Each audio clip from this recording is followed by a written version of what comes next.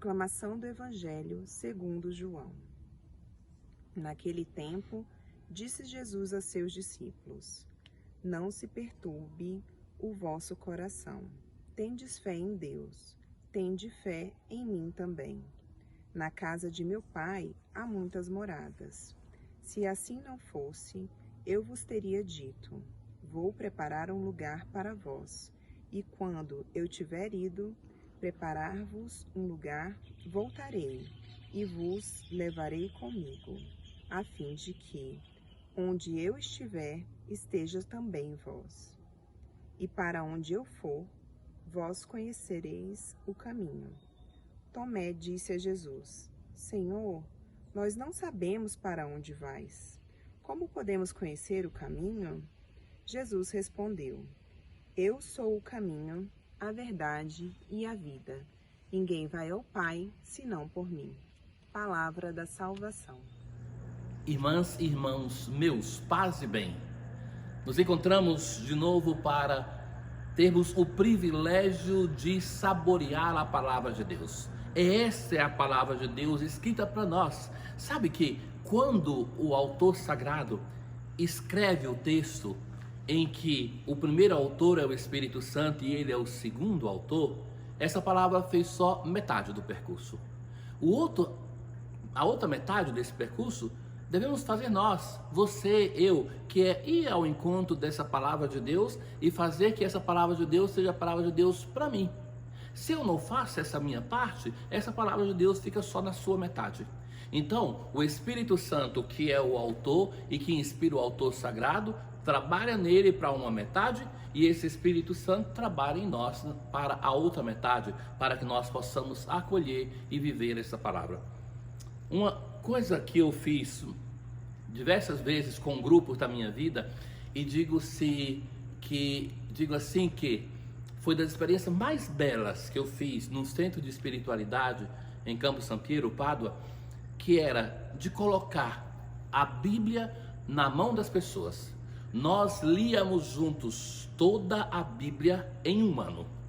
Começávamos no domingo da Palavra de Deus e até o outro ano, último domingo de setembro, começávamos com um retiro de sábado e domingo e terminávamos com o retiro de sábado e domingo. E cada dia, cada um lia 5 capítulos. Começávamos de uma proposta que eu fiz para eles, de ler os evangelhos, para depois começarmos todo o Antigo Testamento e Novo Testamento em sequência. Então eu tinha pessoas que estavam ali na quinta vez lendo. Liam a primeira vez, era difícil, mas Frei, não vamos conseguir. Falei, vai, coragem. Se é palavra de Deus, ainda que seja difícil, vale a pena, vamos lá? Então insistiam e depois falavam, mas que interessante, dessa vez está mais claro, está mais bonito. E nós nos encontrávamos a cada mês. Só um testemunho do valor desta palavra. E Jesus hoje faz para os seus discípulos um discurso sobre a morada. Não se perturbe o vosso coração. Tende fé em Deus, tende fé em mim também. A fé é uma relação com Deus. E Jesus agora, depois de ter se apresentado como uma pessoa que tem a mesma identidade que o Pai, em profunda unidade com o Pai, ele vai dizer: a fé que vocês têm em Deus, o Pai, vocês tenham também em mim. Na casa de meu Pai há muitas moradas, e eu vou para preparar-vos uma morada. O discurso de Jesus já depois da última ceia, uma ceia de adeus e despedida, é um discurso claro que fala da sua partida. Ele vai, mas fala: não se perturbe o vosso coração. Essa partida do Senhor é a sua morte. Essa partida do Senhor é a sua ressurreição. Essa partida do Senhor é a ascensão, que nós vamos celebrar daqui a alguns dias. Vejam, meus caros, que a ascensão foi um momento muito difícil para a igreja. Porque aquele Jesus que eles aprenderam de novo a saborear ressuscitado, por 40 dias, ele chega a um momento que deixa a igreja nas mãos dos discípulos, nas nossas mãos. E no tempo da igreja, que é aquele posterior ao tempo do Jesus histórico, ele vai dizer que nós iremos fazer mais coisas do que ele fez. E é interessante porque o Jesus histórico, aonde esteve? Ali, em Israel, Palestina. Depois da sua morte, ressurreição, ascensão, Espírito Santo, a igreja vai ter uma explosão que vai constituir aquela que é a maior igreja no mundo, presente em todos os povos, línguas e nações. Ou seja, o Jesus sacramental, o Jesus da palavra e da Eucaristia, se fez muito mais presente do que o Jesus histórico, o Jesus daquele homem que podia estar em um só lugar. Então, não se perturbe o vosso coração. Uma passagem difícil de aceitar, a ascensão para os discípulos, nós que pensamos só na dimensão da festa, mais difícil.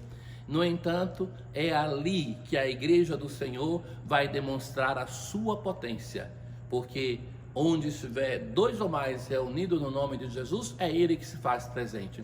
Então, Ele que se fez presente através dos discípulos, através das comunidades, em tantos lugares diferentes.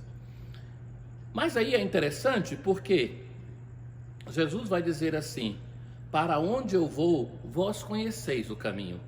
E o nosso Tomé, aquele que sempre precisa ter certeza, lembram dele? Quando queria tocar no lado, na mão de Jesus para saber se de fato era ele, Jesus vai dizer para ele assim, Tomé vai dizer a Jesus: Senhor, nós não sabemos para onde vais, como podemos conhecer o caminho?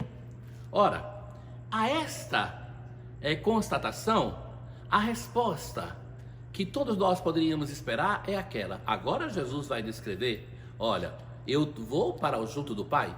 Então o caminho que você deve fazer isso, fazer isso, fazer isso. Nós temos uma mentalidade muito de fazer. Os fariseus pensavam assim. Atentos, que a fé não é tanto um fazer. O fazer é consequência, mas é um ser. É um ser em profunda identidade com o Senhor.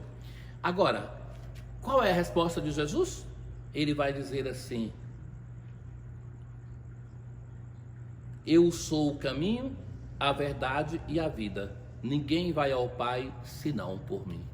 O chegar ao Pai é gratuidade, mas a única pessoa, o único caminho que nos leva ao Pai, todos os outros podem nos auxiliar, a devoção aos santos, o cultivo que devemos ter a palavra de Deus, mas quem é a pessoa que nos conduz ao Pai, o caminho que segura e direto que nos leva é Jesus.